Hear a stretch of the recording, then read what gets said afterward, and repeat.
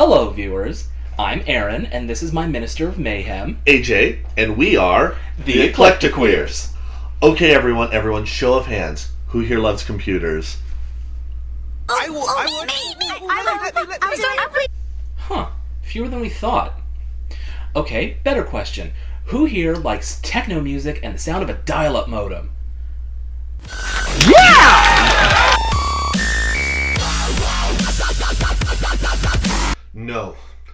No, bad audience. Those of you who weren't scrotum spelunkers in the 90s will no doubt remember the awful noise of a dial-up modem. In the naive youth of the internet, the landscape was governed by AOL, CompuServe, Prodigy, Juno, Earthlink, Mindspring, NetZero. When it actually was free. Weren't those the days? And a host of mom-and-pop organizations, most of which disappeared. Those were the days of more unfettered access to the seedier sites of the internet. Don't act all innocent. As children of an age, of a whole new universe of information open to us, we all did something like this at some point. I'll just try the first one. You must be 18 to enter this website. Okay. Welcome to German Sick Fetish Video. If you are under 18, do not... Okay. Now, while we could fill a couple of hours with tirades against the depravity available on the internet, and the subsequent desensitization of the nation's youth to acts of indecency, we're not gonna. Censorship is bullshit. If it weren't present, and parents bothered to contextualize what their children see rather than shield them from it, we'd all be a lot better off. Instead, we'll rip apart a movie that glorified what we were all doing, or wish we could do anyways. Ladies and gentlemen, hackers. Our story begins in Seattle, 1988. Slow-motion armed men break into a suburban home, refuse to explain who they are, and draw guns on... Oh, courtroom scene. Joy. The prosecutor here admits that the defendant, Dade Murphy, has a superior intelligence, but that he's using it to do bad things regularly. This trial, we find, is for planting a virus that crashed 1,507 systems. Including Wall Street trading systems, single-handedly causing a 7-point drop in the New York stock market. That prepubescent puke is the hacker? Unless he created a situation like Black Monday, there's really nothing to give a damn about here. But the judge agrees that he's a danger to society, so he can't use computers or touch-tone phones until he's 18. 7 years later? What, after the credits? Either this was stolen from The Final Sacrifice, or the in-flight movie was Jerry. We find a teenage Dade and his mother flying to New York. He must be upset because the window isn't reflecting the landscape properly. I know I would be. Okay, they're borrowing from Tron a bit here, but no matter. So Dade's back to doing what he was forbidden to do, but he's 18 now, so it's okay. Now, the case with any movie that's over 10 years old and centered on technology is you're going to have some dating when it comes to showing that technology visibly. But for any such movie to so rigidly lock itself into a definite time frame is honestly pretty damn ballsy. I, for example, will still give the rule 3 years to give me a hoverboard because I refuse to believe that Back to the Future 2 is wrong. Dade uses the information given by the hapless security guard to switch out a white supremacist program for an episode of The Outer Limits. But... Now, this raises an interesting point. The other hacker either A, also wanted to change that white supremacist show to something and isn't a fan of The Outer Limits, or B, supports that blunderbuss's views. After a techno fight, which he loses due to being 7 years out of practice, we get some character exposition the following morning. His mom finds out that he's connected the computer to the phone and assumes, rightly, that he's been up to his old tricks.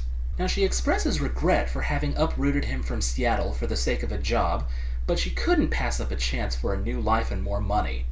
Oh, 90s, why you gots to be so greedy? Wait. So you're trying to tell me in a tech movie that willingly dates itself, we now add to the list an explanation for why the characters are where they are, recent explanation for why one of the parents is missing even though he was in the previous scene, as well as laying groundwork for upcoming antisocial behavior? Actual character development in the first 10 minutes. Could this movie actually be good? Rollerblading, remember when that was popular?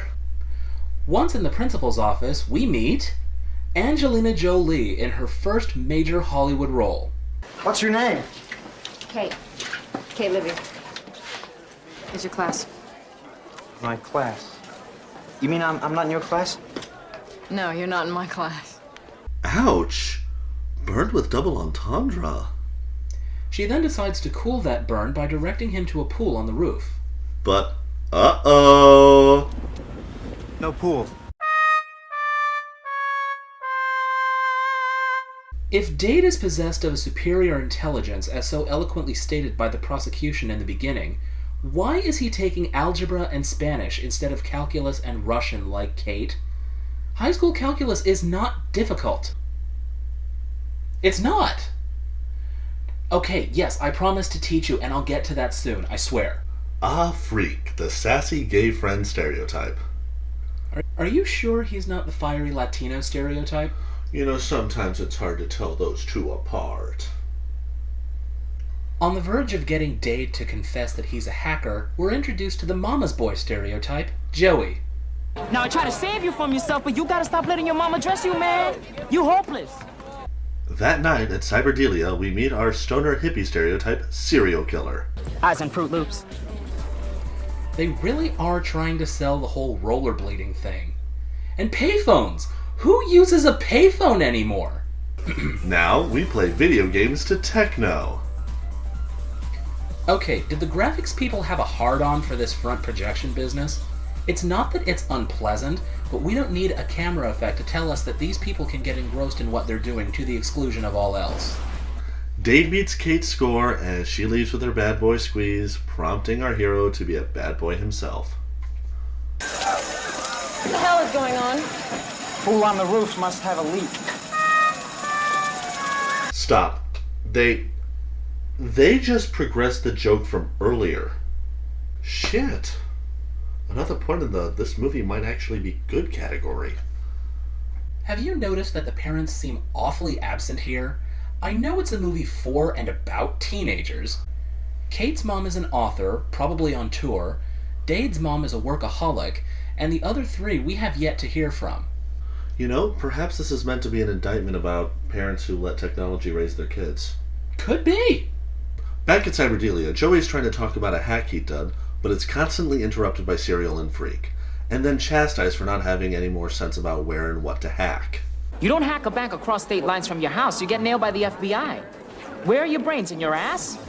Don't you know anything? Stupid, man. It's universally stupid. You guys always think I should know everything. You never tell me anything. You know, this is a very good point. If they're supposed to be friends and colleagues, so to speak, why aren't they more supportive of Joey and his hacking endeavors, or more open with their knowledge? Isn't that the point? Sure, well, Dade, being new to the group, doesn't have a bias against Joey, so he mentions that if you want to hack some high-security stuff, try a less protected route. So that night, he hacks a maker computer and...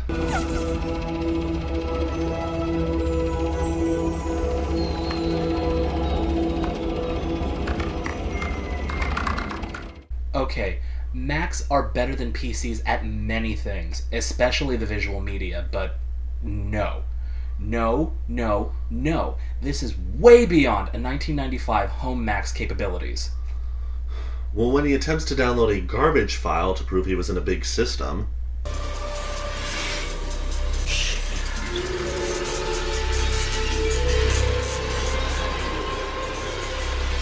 Enter Eugene Belford, aka The Plague, played by Fisher Stevens. Here, we also have Penn Jillette as... Hal. I've narrowed the activity to Terminal 23. Let's Echo 23, see what's up. Why not walk to Monolith 23 and find out for yourself? When he finds a garbage file being copied, he orders a trace. Garbage files are called that for a reason. Why does Plague calling for a trace at this point not strike Hal as suspicious? No matter, back to Joey. Of course he gets traced, and since he suspects that, he stashes the disc somewhere safe. Here we have the wise mentor figure, Lord Nikon, who introduces newcomer Dade to Razor and Blade, celebrity hackers. This movie served as a genesis for a number of services we now take for granted. For example, Razor and Blade could be reasonably counted among the first web celebrities. The next day, Joey's hauled off by the Secret Service, presumably for threatening the president with his horrible shower singing. Now you may be wondering what we were. Why is the Secret Service involved with hacking offenses? Isn't that in the FBI's jurisdiction? Well, in 1990, the Secret Service initiated Operation Sun Devil, which was meant to crack down on hackers who had screwed around with phone services. These type of hackers are known as phreakers. This, however, was a tactical failure. As a result of the no convictions, and they were forced to pay damages, but it did result in the founding of the Electronic Frontier Foundation. ECTFs do still exist and are a joint effort with the FBI. Evidently, Joey was downloading the heart of the TARDIS, because if we're to assume that the Nikon scene chronologically preceded the scene of Joey's detention, this is... It's more like a big ball of wibbly-wobbly, timey-wimey stuff. Thank you, Doctor.